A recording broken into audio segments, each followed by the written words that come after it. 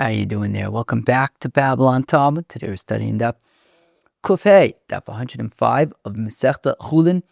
Friends, Daf 105 is unbelievable. It's a packed Daf with sheesh, unbelievable content.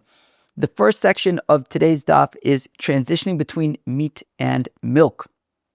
So, of course, from the youngest age, I'm sure many of us, the concept of waiting 6 hours after eating meat before you can be dairy again. That's like, it's such a thing that is like so deep in, people grew up with that. So, for the time of you're 5, 6, 7, 8, whatever it is, you want to have ice cream on a Shabbos afternoon. It's like, no, you still meat. How much longer am I meat for? Well, if you're a little kid, maybe you can get away with an hour or 3 hours or something, but everyone knows once you hit a certain age, 10, 11, 12, certainly bar mitzvah, that's over. You got to wait the full 6 hours. So anyways, so the concept between, meat, kashrus and meat and milk, and certainly waiting after having eaten meat, having to make a whole cheshbon. Do I really want to become meat? Then I have to wait 6 hours. Anyways, we're going to talk all about that today, whether you eat dairy first, followed by meat, whether you eat meat, followed by dairy. We're going to see the shitas in the Rishonim we're going to see, of course, shitas Rashi. We're going to see the different shitas in the Tosfos, Rabbeinu Tam, other Bali Tosfos. I think you may be surprised what you find. We're going to see the shita of the Rambam. I think it's important particularly for this part of the daf, to come in with an open mind. I think I didn't go into it with an open mind, and I think it took me a while, some extra time because of that, to realize what I was actually reading. If you're gonna see something like, or hear something like, you can eat meat and then immediately afterwards eat milk, eat dairy, and from opinion that you wouldn't necessarily expect, you'd be like, wait, what? You're gonna notice you're not gonna see in this daf anything about 6 hours. You're not gonna see anywhere in this daf anything about 6 hours or any specific amount of time. Things are a lot more subjective and less spread out than one might imagine. So that's the first section of today's daf. Fascinating. The next section, there's a little section where we talk about mayim rishonim and mayim achronim. Right? Of course, we know before we eat bread, we wash mayim rishonim. At the end of the meal, mayim achronim. We're also going to see some interesting shitas there. The opinion of the Bali Tosfos when it comes to mayim achronim. We'll see what the Mishnah Berurah has to say le'alacha. So also very, very interesting sugya there. And finally, we are going to get to some old school agadatas. What I mean by that is, I can't remember the last time we had agadata like this agadata. My guess is it's back in Masechta Sanhedrin, Perek Chelek. I mean, from the beginning of Shas until more or less the end of Nezikin, I think that there were plenty of, there was agadata interspersed. Even if the going was tough for a few daf, there would always be something to break it up. Not once we got to Zvachim. That was all over. Zvachim was all business and sheesh. We haven't had agadata like today's agadata since, my guess is maybe Chelek or something like that at the end of Masechta Sanhedrin, which was, who can remember how long ago that was. So, friends, we got a really exciting daf here today, in my opinion. So come join me. Let's have a great time studying Daf Kuf Hey, Daf 105 of Masechta Chullin. All right, friends, we begin on Daf Kuf Dalid Omid Beis, about 15 or so lines from the bottom Tana. We learn Tana Agra Chamua de Reb Abba. Agra, the father-in-law of the Shver of Reb Abba, taught the following brisa: Of ugvina, chicken and cheese. Necholim ba'afikorin, you can eat them kind of freely. Not together, but freely. You can have chicken and then cheese. You can have cheese and then chicken. Hutani lo v'uamar lo agra chamua de Reb Abba. He taught this brisa and he then went on to explain the brisa. Below netilas yadayim uvelo kinuach hapeh. This means that you can transition from chicken to cheese, from cheese to chicken, without washing your hands in between, without washing out your mouth in between. As long as you don't eat them together, you can eat one and then the other and then one. Rav Yitzchak Braid Rav Misharsha Ikla Levei Rav Ashi. Rav Yitzchak Braid Rav Misharsha visited Rav Ashi. Aisule Gvina Ochal, and they brought him some cheese, and he ate it. Aisule Bisra, they then brought him meat, like, B'sar Behema. Ochal, and he ate that as well. V'lo Moshe Yadei, he did not wash his hands in between. Amrle, they said to him, V'atani agra chamud Reb Abba of ugvina nechol b'afikorin. Agra, however, only taught about chicken and cheese being able to be eaten freely. Of ugvina in, boso ugvina lo. But that's just chicken and cheese, not meat and cheese. Omerlu, he says to them, Animile bilelyo avabiyamama ochazina. Well, that would be at night, okay? The implication from Agra, so Agra would eat chicken, he would eat cheese, he wouldn't wash his hands, he wouldn't wash out his mouth. So now all it says about Rabbi Yitzchak brother Misharsha, so he was eating meat. It says he ate first cheese, followed by meat, and he didn't wash his hands. Now it doesn't say about whether or not he cleared out his mouth. That is a question, right? Do you have to clear out your mouth between eating cheese and eating meat? That is a question which the Gemara does not talk about here. I haven't yet decided. So there's basically the main shitas that we're going to be exploring in all of this are the shita of the Rambam, the shita of Rabbeinu Tam, and the shita of the other Balei Tosfos who don't agree with Rabbeinu Tam. I haven't yet decided how exactly I'm going to bring them up or intersperse them. I don't know. It's probably just going to have to evolve, but I'm just letting you know that those are the main shitas that we're going to be looking at. Now, this kind of sugya develops over between like now and kind of like the first half or 2/3 of Kuf Hey. So again, I haven't decided. I might just kind of keep on going weiter in the Gemara and just adding more and more and more layers, and then we can kind of go into them. I haven't decided yet. But anyways, all we know from Rav Misharsha, Rav Yitzchak brother of Misharsha, is he didn't wash his hands. It doesn't say what he did. Did he wash out his mouth between the cheese and the meat or not? It doesn't say. But he didn't wash his hands.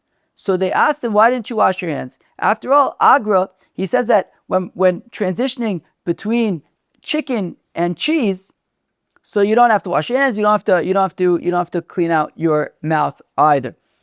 But that's for chicken, not for meat. So to which Rabbi Yitzchak answers, so Rabbi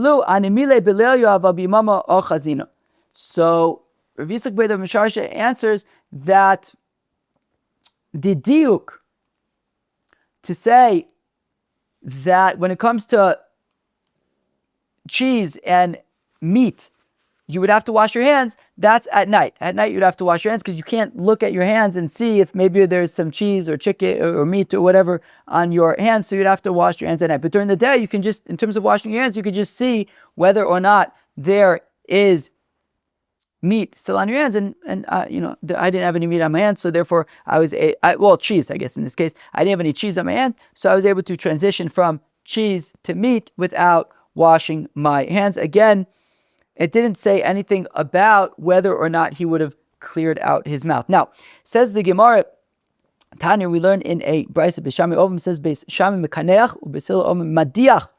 Bishami says Mekaneach, which means to clean out one's mouth. Bishila Ovim Madiach, Bishila says Madiach. Rashi says Madiach means to rinse out your mouth with water, whereas the Rambam says Madiach means to wash your hands with water. So let's just go with Rashi's Shita for it now. So mikaneach means to clean out one's mouth, and so that's mikaneach. Madiach means to rinse out one's mouth. Oops. Okay. Whereas madiach means to rinse out one's mouth. My mikaneach, my madiach. Now, what are these shitas of Beis Shammai and Beis Hillel? Ilema. If you're going to tell me Beis Shammai or mikaneach v'lo by madiach, if you're going to tell me Beis Shammai means. So again, so let's just establish that instead of translating mikaneach and madiach each time, mikaneach is clearing out one's mouth. We'll talk about soon how that is done. And madiach is rinsing out one's mouth. Okay? Now, so if we say, Beis Shammai says, mikaneach, v'lo bai madiach, and he does not require madiach, uveis Hillel omer madiach, v'lo bai mikaneach, and Beis Hillel says, all you have to do is madiach, but not mikaneach. But Eloha de Reb Zera. The thing is, Reb Zera says the following: Ein kinuach pe ela bepas. That kinuach mikaneach is with bread. That to clear out your mouth, you use bread. You eat some bread, and that'll clear out whatever cheese, whatever meat, whatever chicken, whatever it is that you have to clear out. The bread will clear that out. The thing is, Kiman ki Beis Shammai. Are you going to tell me that Reb Zera is saying like Beis Shammai? Right? Beis Shammai says mikaneach. Reb Zera is saying that when you're mikaneach, you do that with bread. So is Reb Zera is saying like Beis Shammai? Because if we say that Beis Shammai says mikaneach and not madiach, Beis Hillel says madiach and not mikaneach, so then I would think you would just have to do madiach, like Beis Hillel. So Elo, Beis Shammai omim mikaneach v'lo ba'i madiach, uVeis Hillel omim af madiach. So rather, let's say, Beis Shammai says mikaneach, and you don't need to do madiach at all, whereas Beis Hillel says both. And therefore, what Reb Zera is saying is that since we all like Beis Hillel, and we have to do mikaneach and madiach, so mikaneach is with bread. But if that's the case, then that's another example of Beis Shammai being more lenient than Beis Hillel. Beis Shammai is saying mikaneach is enough. Beis Hillel is saying mikaneach plus madiach. Well, if that's the case, that this is an example of Beis Shammai being more lenient than Beis Hillel, well then it should be listed in Masechta Eidos, in the 4th and 5th prakim of Masechta Eidos, where it lists all of the different places where Beis Shammai is more lenient than Beis Hillel. So then this should be on that list, but it isn't. So Elo Beis Shammai omim mekaneach v'hu adin l'madiach, uVeis Hillel omim madiach v'adin l'mekaneach, mar omer chada v'lo plige. They're saying the same thing. They're saying the same thing. Again, Elo Beis Shammai omim mekaneach v'adin l'madiach. When Beis Shammai says mekaneach, it means mikaneach, but you also have to be madiach. Madiach, when they say madiach, makaneach, you also have to be mikaneach. My omer chadar, each one said one part. Beis Shammai said mikaneach, Beis Hillel said madiach, but v'lo plige, at the end of the day, they are saying the same thing. Gufe, we said just now, Omer Reb Zera says, Reb Zera, ein kinuach hapeh ela bepas, that clearing out your mouth is with bread. Vanimile be dechite, this is wheat bread. Aval b'desari lo, don't use barley bread because it breaks up too much and it's not really going to clear things out very good. V'dechite nami lo amarin ela bekrira aval b'chamima mishtar shatre, and even with wheat bread, we're talking about, I guess, it says cold, I imagine maybe also room temperature bread, but not warm bread. Warm bread is too like soft and mushy, and it's just not going to work good. And when we're talking about, I imagine cold, let's say colder bread, so it has to be kind of soft. I imagine fresh bread as opposed to hard bread. So you don't want it to be like warm and too soft. You also don't want it to be hard where it's going to kind of break up and not clear things out good. You'd want it to be, I guess, just like a room temperature, or I don't know, cold maybe, fresh bread that'll just kind of latch on to whatever cheese or meat or whatever it needs to be caught onto, and it'll clear out your mouth. V'ilchsan dalacha is b'chomile ave kinuach. You can use whatever you want to clear out your mouth. Levar mikimcha tamre v'yarka. Just don't use flour, don't use dates, don't use vegetables. They don't clear out so good, but I guess you could use anything else to clear out. I guess probably bread is probably a decent option. Okay. But Rav Asi asks Rav Yochanan, Kama yasha ben basar legvina. How long do you have to wait between eating meat and then eating cheese afterwards? Rav Yochanan says you don't have to wait at all. Ini, 1 second. You don't have to wait at all. There Maybe some of the Chevri at Babble and Talmud were wondering, like, wait, did I hear that right? You don't have to wait at all between meat and cheese? Rav Chizah says, Achal basar asur lechol gvina. Rav Chizah says, if you eat meat, you're not then allowed to eat cheese. Gvina mutar lechol basar. If you eat cheese, then you are allowed to afterwards eat meat. And how long do you have to wait between cheese and meat? To that, Rabbi Yochanan says you don't have to wait at all. Okay, so between cheese and meat, you don't need to wait at all. Okay, between cheese and meat, you don't need to wait at all. Let us go a little bit further, and then we will stop and think about all that we've done. We have just a little bit more that I want to add to the mix. Gufa, we said earlier, Rav Chizda said, Rav Chizda, achal basar, also lechol gvina. If one eats meat, he's then unallowed to eat. He's not allowed to eat cheese. Gvina mutar lechol basar, but if he eats cheese, he is allowed to then eat meat. Amalei Rav Acha bar Yosef, the Rav Chizda says, Rav Acha bar Yosef to Rav Chizda, basar she bein hashinayim ma'u. What about meat that is stuck between the teeth? Is that considered meat that we have to be concerned about in terms of if you're going to eat milk afterwards?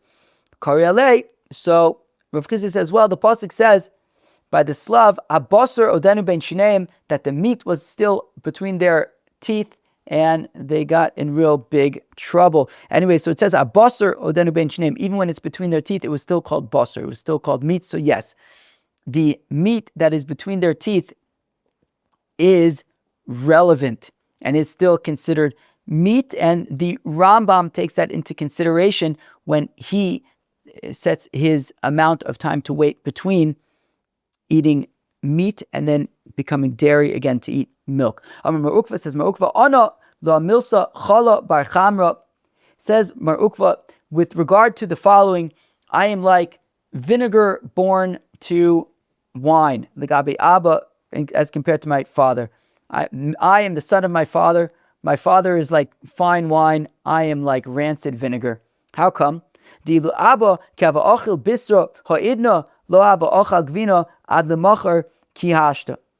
my father, when he would eat meat, he would not eat cheese again for a full 24 hours. My father, if he would eat meat, he would not eat milk for 24 hours. Ve'ilu ana, but I, says Mar Ukva, sudasa hu delo achilna. Do you hear this? This is key. I wouldn't eat milk at the same meal that I'm eating meat. So if I'm eating meat for Shabbos Suda, I would not have ice cream for dessert. But the Sudasa Achrisa Achilna, the next meal, I would eat milk. Look at Tosfos. Tosfos says, right to the left, Tosfos says, Sudasa Achrisa Achilna, and Lav Sudasa Shergin Lasos Acha Shachris Vachas Arvis. And this doesn't mean like one of the main meals of the day. If I eat, so if they one Shachris, one twice, so let's say they would eat just breakfast and dinner. So if you eat some meat, at 11 in the morning, it doesn't mean that you now are meat until the next meal for dinner. Even immediately, if you were done eating and you benched, mutter, you start a new meal and you can have dairy ready. To lo plug rabbanan, to lo plug. It's not this kind of meal is this, and you have to wait for this type of meal. No, you can go to Cafe Rimon, and you can decide you're going to spend the afternoon there, and you first get a table at the meat section of Cafe Rimon, and you have your meat suda and your bench, and then you say, okay, can you get us now a table on the dairy side? And now you start a new suda right away on the dairy side of Cafe Rimon, and you eat whatever you want, whatever dairy you want. It's a new suda. This is Shitas HaTosfos. And then based on the Gemara. As I said in the introduction, the Gemara doesn't say anything about 6 hours, or 1 hour, or 3 hours, or nothing. The Gemara says, don't eat meat and milk at the same suda. That's what it's saying. Or honestly, even better yet, you can have, right, we saw from Rav Yitzchak, you can have cheese followed by meat. I'll tell you a big chiddush. I'll tell you an even bigger chiddush in a second. I'll make things all confusing, and then I'll at some point I'll make them clear. But anyways, Tosfos says that all the Gemara is saying is don't eat meat and have ice cream for dessert in the same suda. But if you're done eating and you bench, and now you sit down to a new Suda, you could already have ice cream, even if it's one right after the next. No big deal. Wow. And you want me to tell you even bigger chiddush? This is the more stringent opinion of Tosfos, Chaver. We grew up, whoever did grow up like this, 6 hours. Like I said earlier, Shabbos afternoon, there's no chance you're having ice cream for dessert at your Shabbos suit if you had meat, that's for sure. Not only that, even on Motzai Shabbos, you want to order pizza, Motzai Shabbos in the winter. Wait a second, Shabbos ends 5 in the afternoon. I only finished my Shabbos suit at 2 in the afternoon. You can't even buy pizza on Motzai Shabbos for another 3 hours after Shabbos because you still meat. Tosfos didn't have a problem with buying pizza after Shabbos. Of course, Shabbos is over. I want to buy pizza? Obviously I can buy pizza. It's not my Shabbos. My Shabbos Suda ended 3 hours ago. And that's the more stringent opinion of Tosfos. You know what Rabbeinu Tam says? Rabbeinu Tam says, you know what? If you want to have ice cream for dessert at your Shabbos Suda, you had cholent with flanken with meat in it at your Shabbos Suda, you want to have ice cream for dessert? No problem. Just go to the kitchen, you scrub up, wash your hands, rinse out your mouth. Have dessert. Have ice cream at the same Suda, says Rabbeinu Tam. Have ice cream at the same Suda. And if you don't want to wash out your mouth, okay, nish gefährlich. So then, you'll just have to wait until you sit down again to a new Suda. 5 minutes later, 10 minutes later, you want to get pizza after Shabbos, obviously that's fine. It's only the Rambam who says that if you eat cheese, and then you can eat, if you eat meat, if you eat cholent at your Shabbos Suda, you have to wait the amount of time, kind of like what Tosfos was saying that we don't say. Not like, Tosfos says, we're not talking about one of the main meals. Any meal, Tosfos said. Rambam says more like a main meal kind of thing. He says the amount of time, you have to wait the amount of time between Sudas, and that's around 6 hours. And he also brings in the idea of the meat between the teeth, because that's the amount of time that any meat between the teeth would kind of break down and go away, and it wouldn't get out any other way. So it's the Rambam.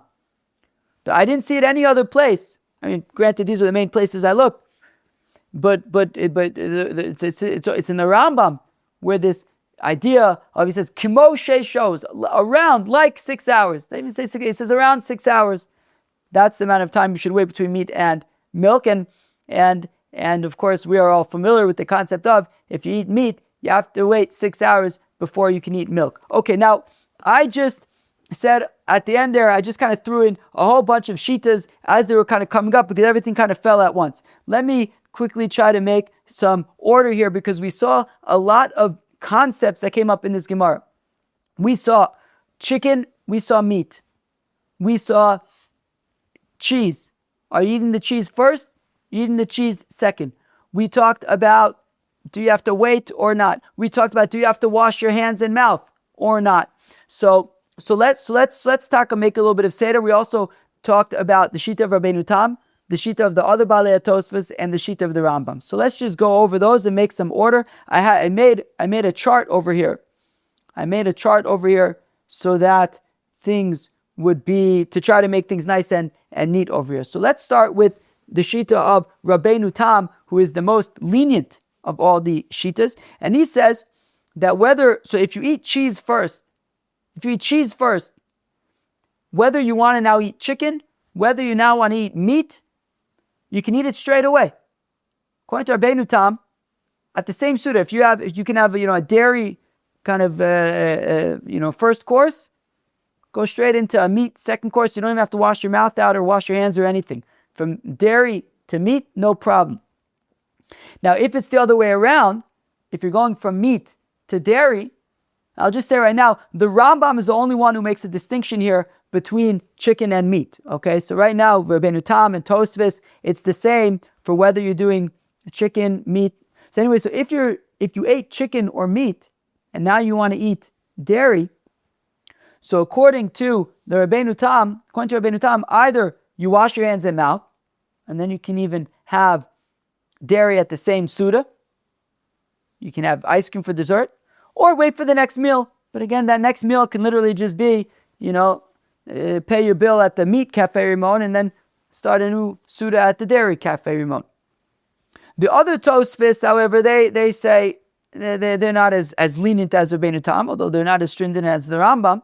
They say that if you eat cheese, you're going to have to wash your hands and mouth, as was implied by the original incident with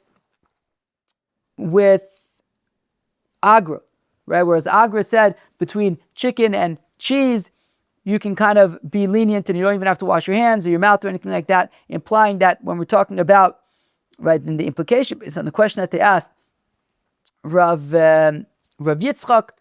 Anyways, so if we're talking about cheese to chicken or meat, so you would wash your hands and mouth out first, and then it is fine. However, if we're talking about from chicken or meat to then want to have dairy after that, if you want to have ice cream for dessert, no, you wouldn't be able to have ice cream for dessert at the same meal, according to the other Baalei Tosfos. You would have to wait for the next meal, which could start immediately after the previous one, but you just simply have to wait for the next meal if you had meat at this meal and you now want to have dairy.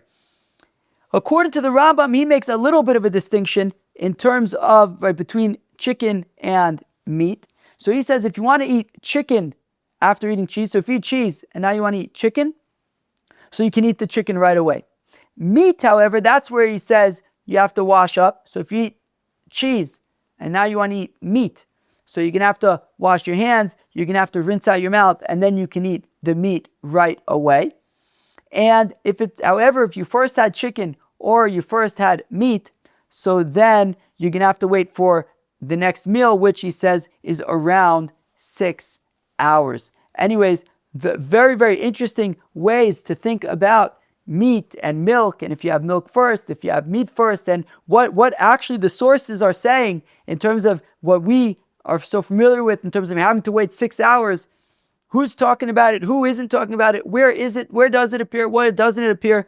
Anyways, Chevra, I thought this was a fascinating topic so far, and we're going to continue getting into some more interesting stuff here on Daf Kufei of Masechta Chullin.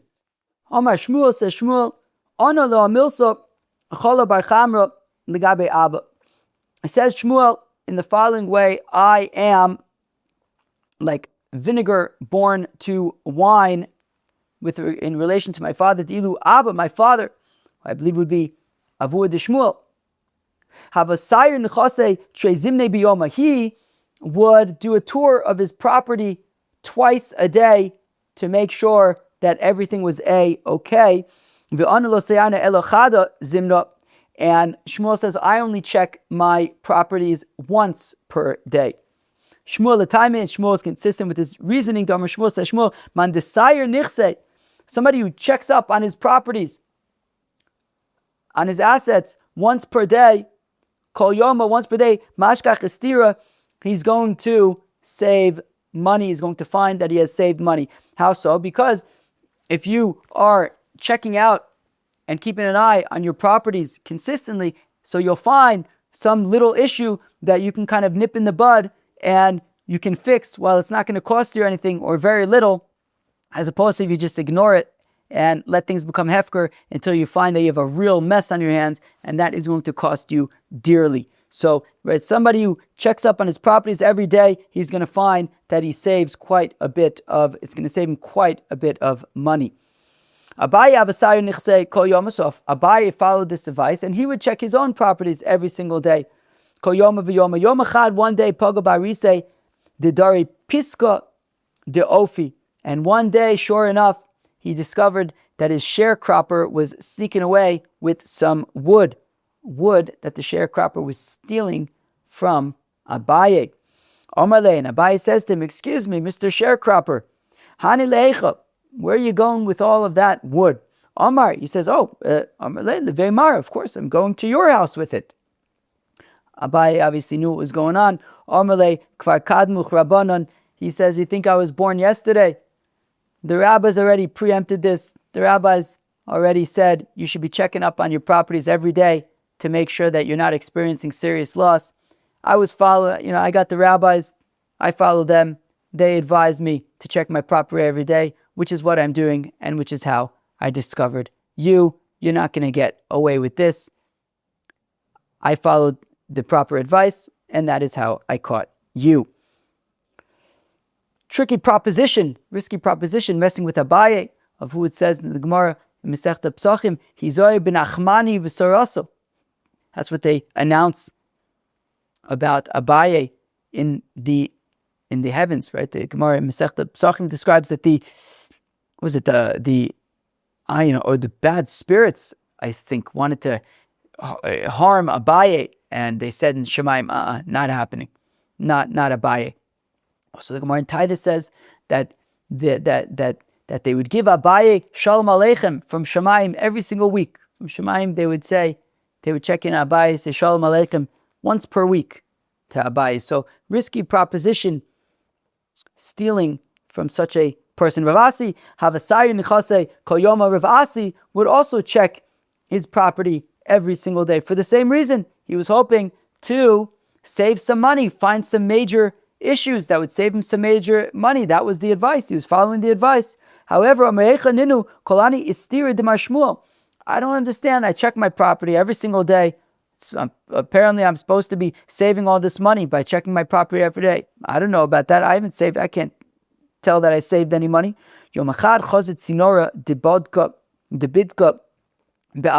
Sure enough, one day he found that there was a leak in the canal that runs through his property.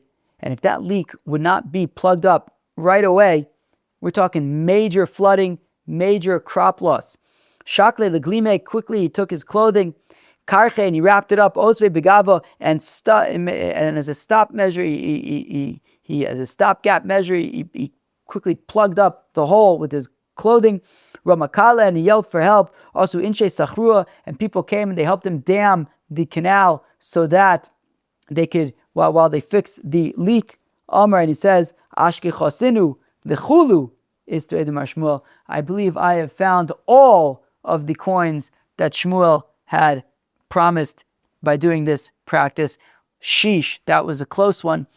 If I did not find that leak at that time, we would have been talking about major tsaris. So yeah, it is sound advice to check up on the property every single day to make sure that there are no issues that are going to be very, very expensive, either in the short or long term.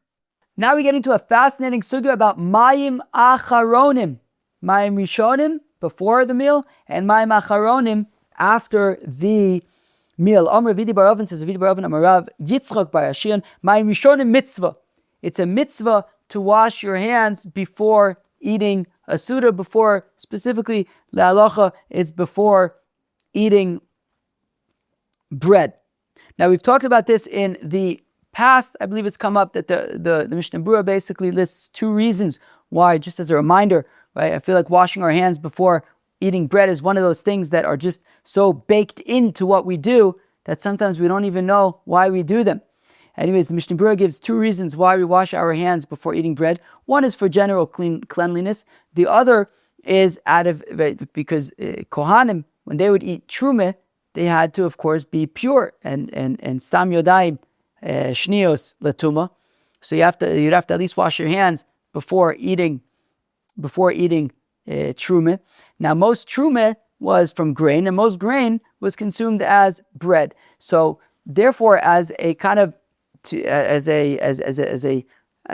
precaution, as a general good practice to make sure specifically that Kohanim would be washing their hands before eating truma, they basically instituted that everybody, Kohen or not, should be washing their hands before eating bread, and that way it'll just be such an established custom, as I think in many circles is a very, very established custom. You wouldn't think twice. You wouldn't think about eating bread before washing first, and by doing so, that will be established as a standard practice by everybody, including Kohanim, and that would help avoid any scenario of Kohanim eating truma with tamei hands. So mayim rishonim is a mitzvah. It's a mitzvah chacham to wash. Right, the Rabbanan said to wash your hands before eating bread. V'acharonim chova, whereas mayim acharonim is a chova, is an obligation. What's the difference between a mitzvah and a chova? It's obviously a very interesting question. What does it mean, mayim acharonim chova? So we're going to see in the Gemara and Daf Kufhei Amid Beis that the reason for my macharonim is because of melach stomis, that in food there is Sodom salt. Sodom salt, if it gets on your hand and then you touch your hands to your eyes, it can make you blind. Very, very bad stuff. So now, because of that, we wash our hands after the Suda, so that there's salt in the food, and that food can contain melech stomis. As a kind of precaution, we wash our hands to remove any melech stomis. Now, what's the difference between Maim Rishonim, which is a mitzvah, and Maim Acharonim, which is a chova? What's the difference? So Tosfos says that there's a Mishnah in Masechta Eruvin that we learned about ages and ages ago that says if you go out to Melchemes Rishus, so you don't have to wash, you don't have to do netilas yadayim, you don't have to wash your hands. And the Gemara says there that specifically washing your hands before eating a meal. So if you're out at war in Melchemes Rishus and you have to, it's time to eat, you don't have to wash your hands before you eat bread if you're out at war. But my macharonim, which is because of melech stomis, even at war, you would have to wash my macharonim to remove the melech stomis.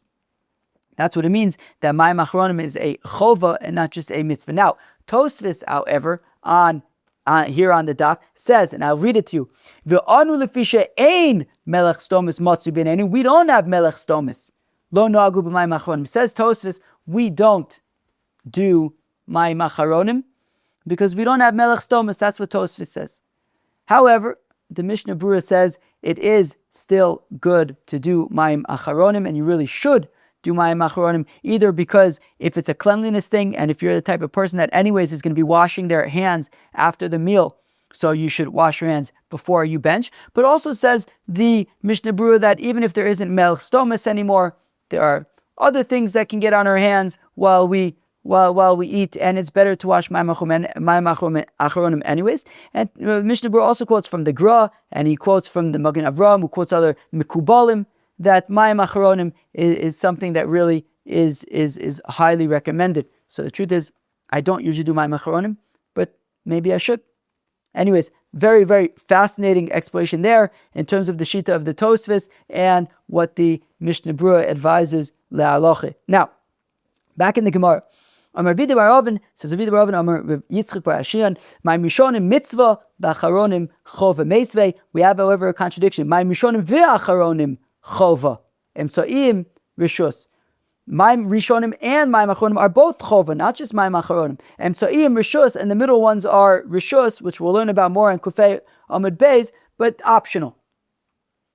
Mitzvah l'gab rishus chova korelate, to which the Gemara says, no. Look, relative to washing your hands in the middle of the meal, between courses or dishes, which is completely optional. So when we're talking about washing your hands, which is entirely optional, do it, don't do it, it doesn't matter. So relative to that, washing your hands before you eat bread is very much obligatory, right? So when we're comparing it to washing your hands in the middle of the meal, so both my rishonim and my macharonim can be considered chova.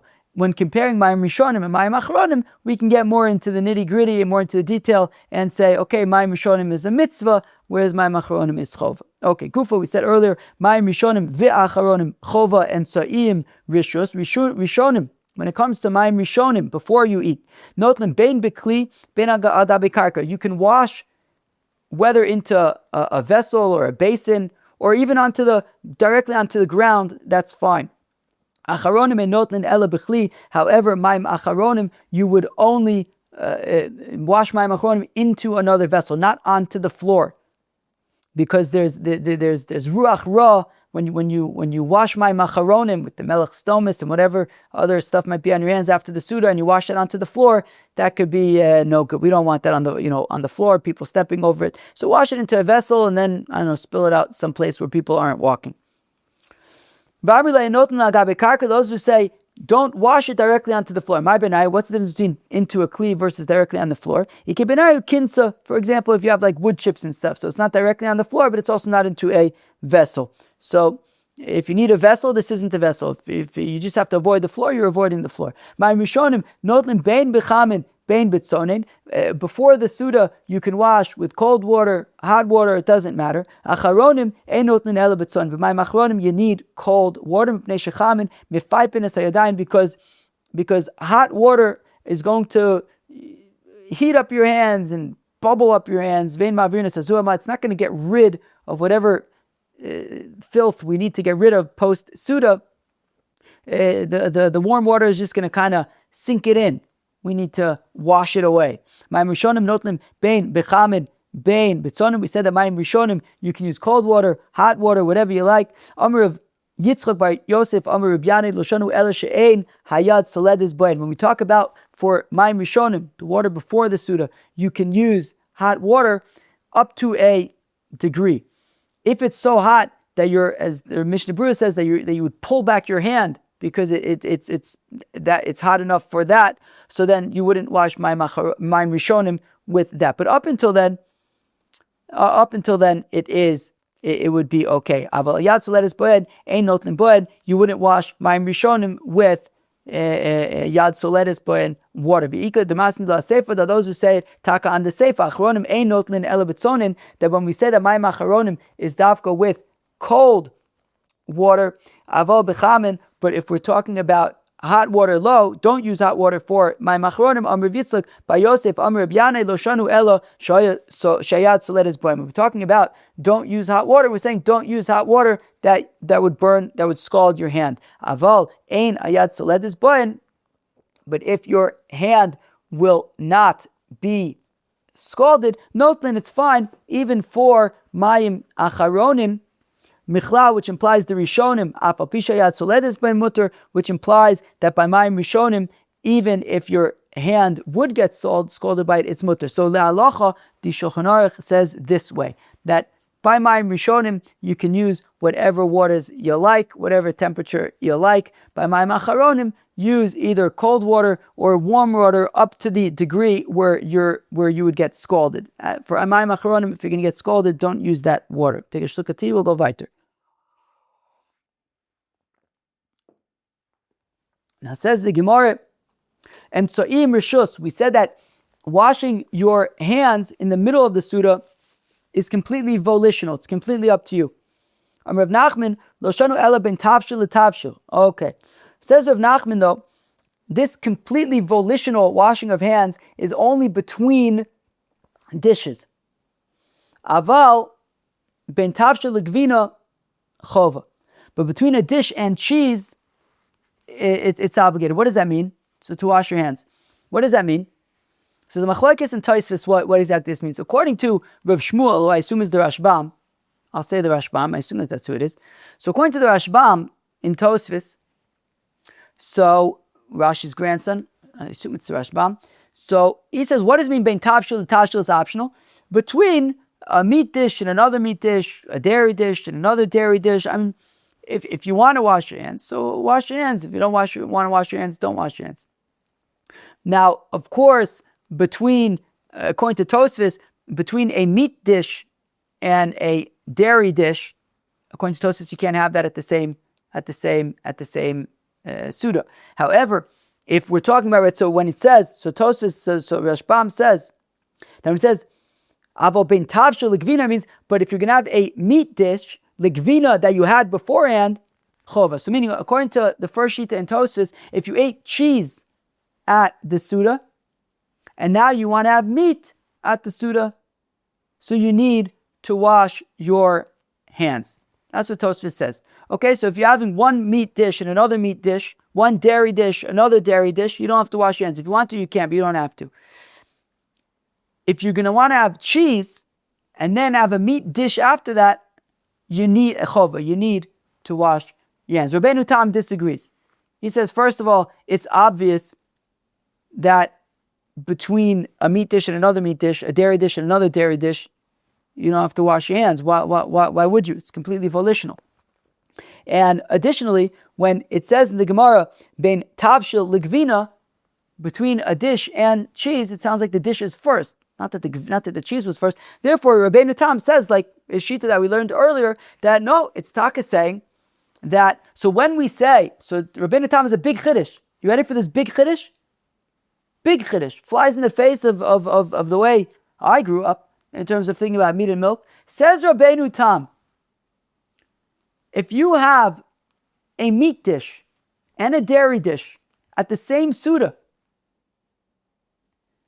you don't even need to wash your hands between eating them. Washing out your mouth is probably a different story. But washing it, you wouldn't need to wash your hands. Now, that's because you can't actually see the meat, right? Because what is it? It's you can't see it. It's not there. But it's only the flavor of it. So I'd imagine, let's say you have a dish that's meat because maybe there's a chicken broth in it, or there's like it's a meat dish, but it's not meat. It's not a piece of meat or something.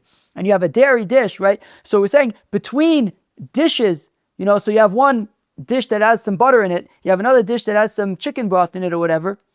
So between dishes, says Rabbeinu Tam, we're saying it's optional, right? If you want, since you can't actually see the meat, you can't see the dairy, so to wash your hands between them is optional. However, if you're going to have a meat dish and then you're going to have cheese where you could see it, well, that's where we saw the shita of Rabbeinu Tam is that you can even have ice cream at the same meal that you had meat, but you're going to have to wash your hands, you're going to have to wash your mouth, and that's what the Gemara is saying here, according to Rabbeinu Tam, that if you're going to have a meat dish followed by some cheese, you're going to have to not just wash out your mouth, but wash your hands as well.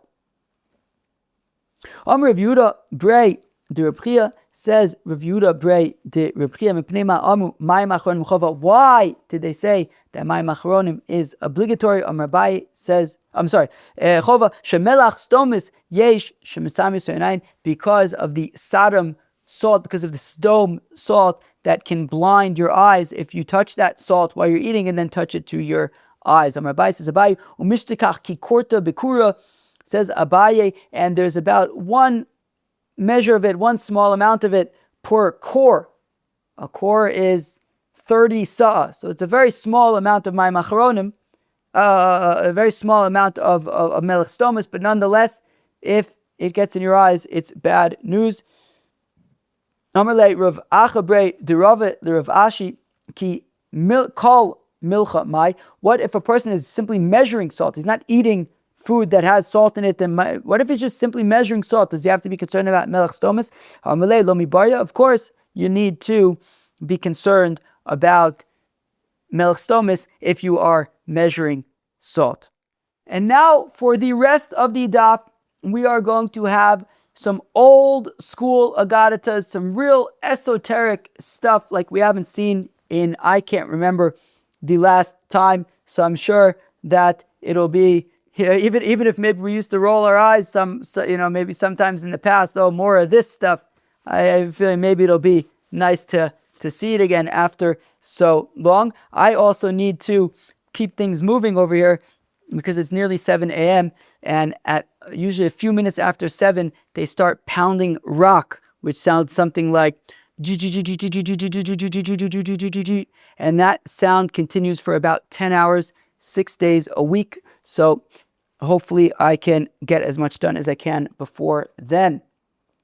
Okay, now where are we? Amar Abai says, Abai, Meresh Havamina, initially I would say, Hi, Delo Mashu Maya Basroi Al Ara, the reason why we don't pour Mayim Achronim onto the ground is Mishum Zuama, is because it's disgusting. I think maybe there was also an assumption that back then their homes had maybe dirt floors, and therefore you don't want a puddle of Mayim Achronim on your floor that is going to get all smelly and disgusting. Amali Mar, but Mar told me, Mar is Rabba Bar Nachmani, Rabba. But Rabba told me, Mishum de Sharia Ruach Ra Alayu, it's because when you have Mayim Acharonim on the ground, Ruach Ra gets on it, and that is bad news. Amar Abai says, Abai Meresh, we're going to have, I think, 8 of these scenarios. Amar Abai, this is going to take us to the end of the daf, just one scenario after the next. Amar Abai says, Abai Meresh Avamina, initially I would say, Haidlo Shakil, Midi mi pasora, the reason why we don't take off anything, we don't remove anything from the suda, from the table, kinokit inish kasa the mishte, when people are drinking, shamiyera dvar takola besuda. I always thought it was because maybe somebody will get upset, they're drinking and you took something away from the table and they get all upset, and it could lead to to an unpleasant environment. Omar Limar, but Rabba told me, Mishum de Kashe L'Ruach Tzrada, it's because it's bad for these Tzrada spirits. V'lo Amar and Ella de Shakil v'lo Mahadar, but this is only an issue to be concerned about if you remove something from the table and do not return it. How Mishakal va'adure leis lanba, but if you are going to return it, nisht geferlach. V'lo Amar and Ella chutz la'arba amos, this is only an issue if it is removed further away than 4 amos. Aval toch arba amos leis lanba, but if the item remains within 4 amos of the table, nisht geferlach. V'lo Amar and Ella midi. And it's also only an issue if it's something that is needed as part of the Suda. If it's something unnecessary for the Suda, nisht geferlich. My brother Ashi kapid afilu asisa uvuchna detavle. My brother Ashi would be careful even to avoid removing a mortar and pestle used for spices. Midi de tzricha lesudasa. That is something that could be necessary for a suda. Honestly, I would say, the reason why we collect any crumbs that get on the floor, mishum man kiruso, I thought it was just for cleanliness. We don't want to have crumbs on the floor. Limar, but Rabba told me, mishum de kashilan yusa, crumbs on the floor is a bad omen for poverty. There was a certain person who was being stalked by the angel, by the one in charge of poverty, and that officer, that minister of poverty, that angel officer, one in charge of poverty, was really stalking this person to make him poor. But the minister of poverty was unable to, because this individual was exceedingly careful to make sure that there were never any crumbs left on the floor. One day, but one day, this fellow went out to have a picnic on the grass, and the minister of poverty says, okay, of course this is like a spiritual minister of poverty, says, okay, here is my chance. He is not going to be able to get every last crumb off of the grass. Here I come. Here's my chance. Amar Ashta Vadoi Nofel Biadoi. I am going to ensnare him. But he did not. He was ensnared by the fellow. After this fellow finished eating, I see Mara, he took a hoe, Akranu liyable, and he dug up the grass, Shadinu linara, and chucked the grass along with any crumbs that may have been lost in there. He chucked it all into the river. Shame de Ka'amar, and this fellow overheard the minister of poverty whining the Apkia Ugaver Mibese, that he, the minister, was thrown out of his own home and he is a complete failure. From Rabbi says, initially I would say, initially I would say the reason why we don't eat the foam on top of drinks, because it's gross. But Rabbi told me, because foam on drinks is bad for karsim. Mishtei kasha l'karsim, if you drink it, it's bad for karsim. Minapich beit, you blow it away. Kasha l'reisha, it's bad for your head. Madchaya, and if you push it off to the side, kasha l'anyusa, it's bad for poverty. So my takante, what do you do when there's foam on the top of your drink? Lashkoi shakue, you just wait for it to go down on its own. L'charsam dechama shichra, if you have foam on the top of wine and you drink it, so what do? You drink beer, and that's a remedy. The shichra maya, and if you drink the foam on the top of beer, drink water. The maya, but if you drink the foam on the top of water, okay, leislan takana, there is no fix for that, and you are at risk of getting karsim. This is what the people say, that kind of poverty chases the poor. You basically have people who all they could afford is water, and there's foam on that water, and they end up drinking the foam on the water. They have no remedy, and just keeps them in a spiral of poverty and disease. But my bias is initially, I would say, a farmer, when he would have things like garlic, right, and things that are kind of long vegetables, so or leeks, and they would be bundled together. So initially, I would think, you go to the market and you see that the farmer who's selling these bundles, or like leeks or garlic, hasn't yet opened up the bundle initially I would say it's not a good practice to go and just start taking things from the bundle before the farmer has an opportunity to open them up himself. Mishum demerzli krav sanusa, it looks like a glutton. We can't, be patient, contain yourself for a minute, let the farmer get organized, he'll open up the bundle, and then you could buy, you don't have to be like the, swarms of masses. So Amar Li, Mar, but Rabbi told me it's more than that. Mishum de kasher l'kshafim, because it's bad for witchcraft. People who do that, people who remove the leeks or the garlic from the bundles before the farmer opens it up himself, they are at risk of being under the influence of witchcraft, as illustrated by the following story. Rav Chizda and Rabbi Rav Huna havu kazli ba'arba. Rav Chizda and Rabbi Rav Huna were traveling on a boat. Amra Lu Aimatronisa, and a certain non-Jewish matron said to them, Osvan Badaichu, I want to sit with you rabbis, Lo Osvua, but they were not into it. Amra Milsa Asarta La'arba, so she enchanted,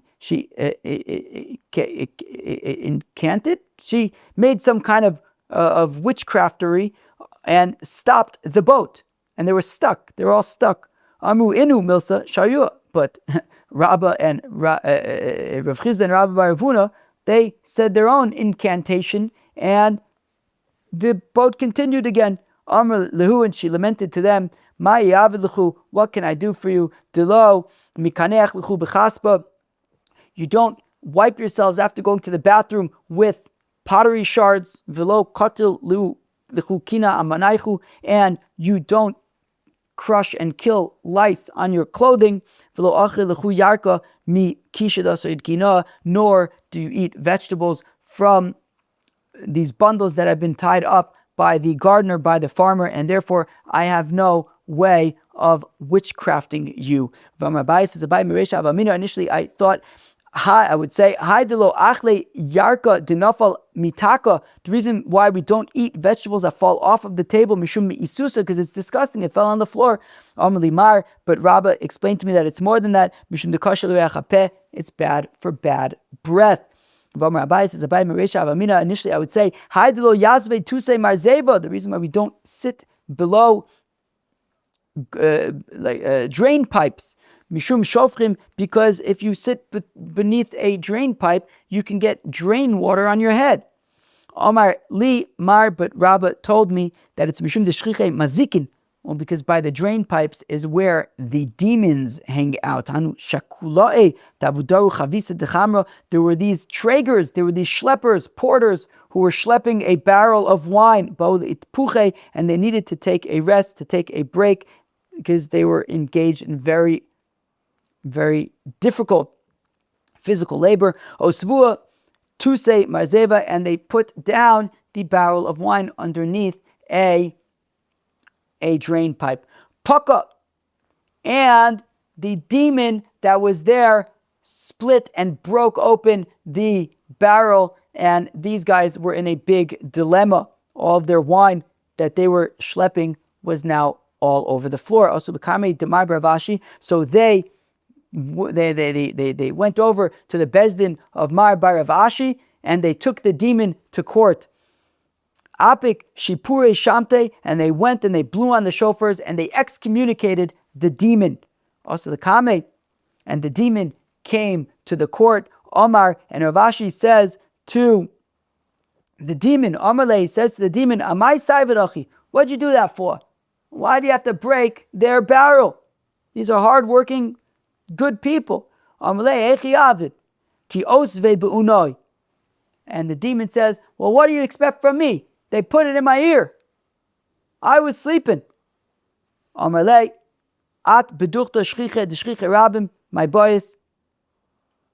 And Mar Bravashi says, yeah, what are you doing in a public area? It should have been predictable that this was an eventuality that was going to happen. Atu deshanis, it's your problem. Zil shalim, pay these good people back for their loss that was incurred by you. Amalei ashtanamilik balimar zimna. So the demon says, all right, fine. Tell me when I have to pay by. Ve'apara, and I'll pay back. Kavale zimna, and Mar Bravashi says, pay by this date. Kimota zimna i'akiv. Sure enough, the date came and went, and the money was not yet paid. Kiyoso, when finally the demon paid, Amalei, Mar Rav Ashi says to him, Amailo osis bizimnoch, why didn't you pay on time? Amalei, the demon says, Kol mile ditzayir v'chosim v'chayu lumani leislan reshusa lemishkol mine. I'll tell you why, because it's not easy for us to find money to take. Anything that is wrapped and sealed and measured and counted, we can't take it. We can only take things that are ownerless, that have been made hefker, and that takes time to find. Initially, I would say, the reason why we pour out the water at the top of the pitcher, mishum tzivsa, is because different dust and wood chips and stuff gets on the top, so we pour out the top. Amalimar, but Rabba explained to me, mishum teika mayim roim, because there is bad waters at the top of the pitcher.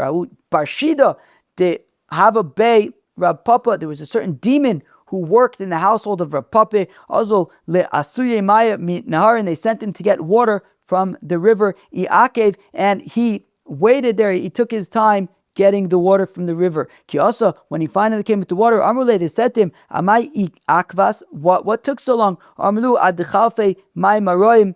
He says, well, I wanted to wait for the bad waters to pass so that you wouldn't be getting the mayim aroim adachi chazanu dikashadu may mipum dechatzba. But then he saw that they were pouring water from the top of the barrel anyways, from the top of the water anyways. Amr, he says, if I would have known that anyways you were going to pour the water from the top, lo yakvi, I would have come right away, because anyways there wouldn't have been an issue of mayim raim, because you are pouring the water from the top. Friends, that was Daf Kuf Hey of Masechta Chullin. Wow, Daf Kuf Hey of Masechta Chullin. What a jam-packed daf. Unbelievable. That entire sugya of transitioning between meat and milk and chicken and meat and cheese and what comes first, what comes second. I'm not going to go through all of those details right now. We went through them earlier, but I will share the chart.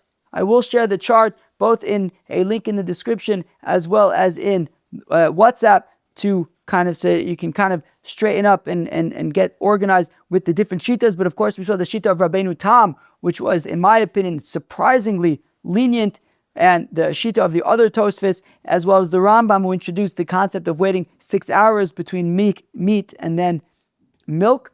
We then discussed washing our hands at meals, Maim Rishonim, Maim Acharonim. We talked about Maim Acharonim Chova and what that means, and about the Melech Stomis that gets on your hands, and how the Tosfos said that we don't need to do Maim Acharonim because we don't have Melech Stomis. The Mishnah Berurah says that it's still highly recommended to do Maim Acharonim nonetheless. And we then got to a whole long chunk of agada, the likes of which we have not seen in ages and ages, probably over a year already. So Chevra, that was really a packed daf with the most delicious Gemara. Chevra, I hope you enjoyed it. I hope you have a great day. Cheers.